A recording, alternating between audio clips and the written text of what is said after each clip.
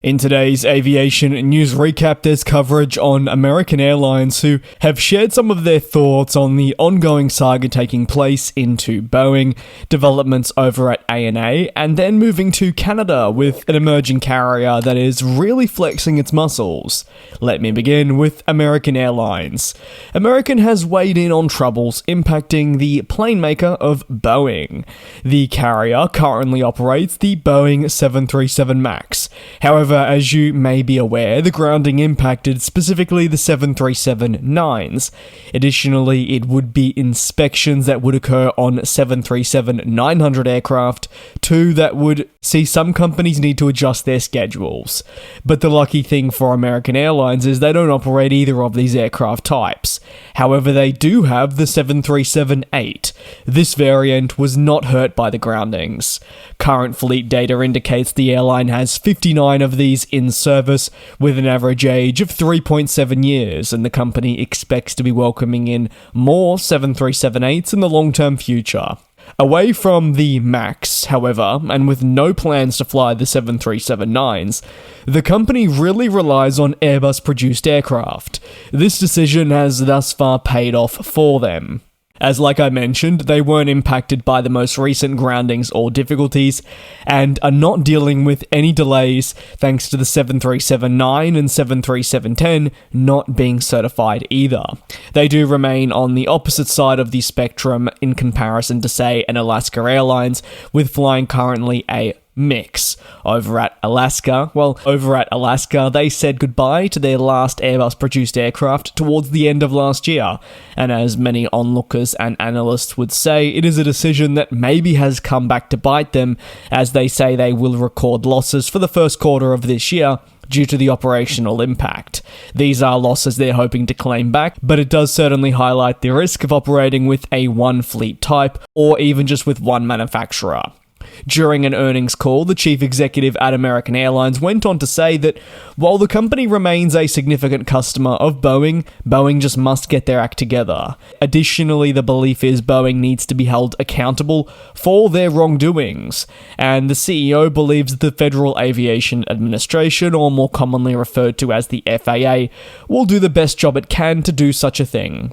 While aviation remains the safest form of transportation, something to really highlight, with a fantastic proven track record, the executive says that it must be continuing long into the future. So as a result, manufacturers, people, or companies generally need to be held accountable for the mistakes that they make. That is integral in ensuring that our skies stay as safe as possible for the foreseeable future. Analysts were really the final ones to weigh in with their thoughts on what's currently unfolding at Boeing, with some of the firm belief that change is required at a higher level than just on the floor. The culture at Boeing is something we know that's been long troubled, with company insiders describing a lack of connection between management and those on the floor.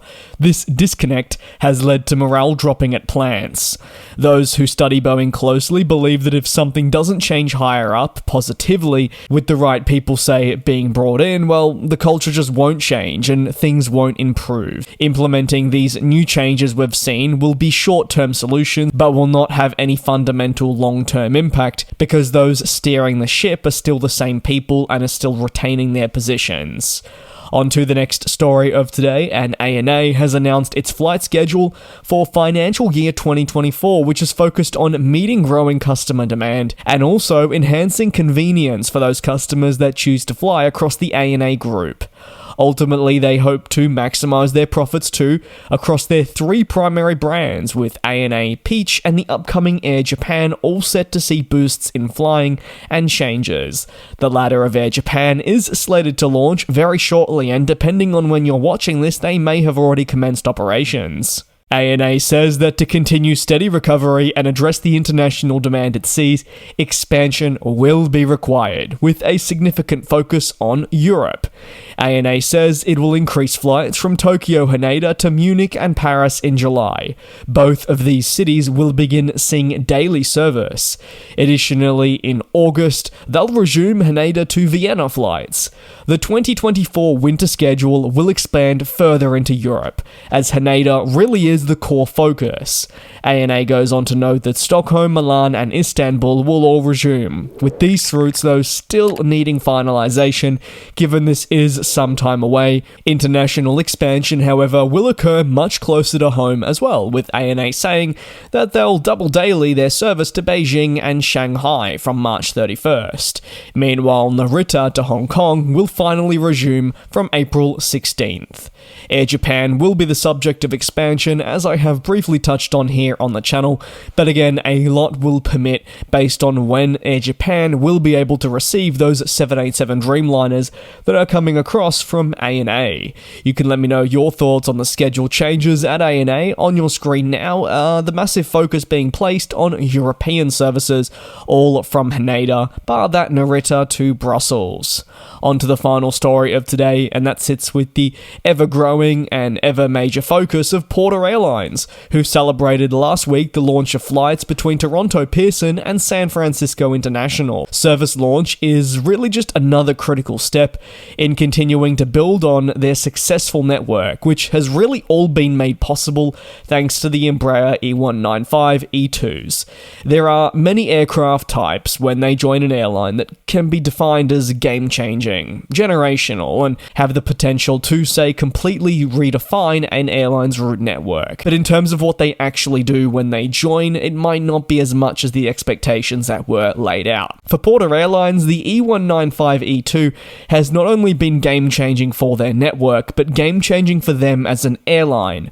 For reference, the launch towards San Francisco is the second Californian destination that has commenced in 2024 alone. A reminder, we've only just said goodbye to the first month. All of that made possible thanks to the Embraer aircraft.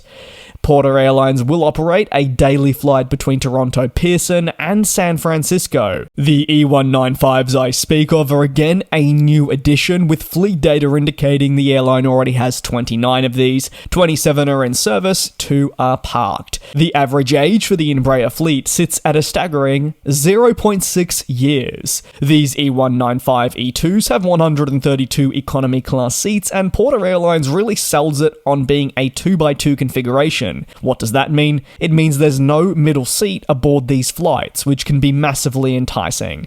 And when you take a look at general reviews on Embraer aircraft, they're massively positive. That's going to conclude today's proceedings. If you have any thoughts on the unfolding situations in our industry, whether it's American, Porter, or ANA, you can let me know down below in the comments. Thanks again so much for your support here on the channel. I really appreciate it, and it is noticeable. Take care, do be safe, and I'll see you next time. And we'll fly.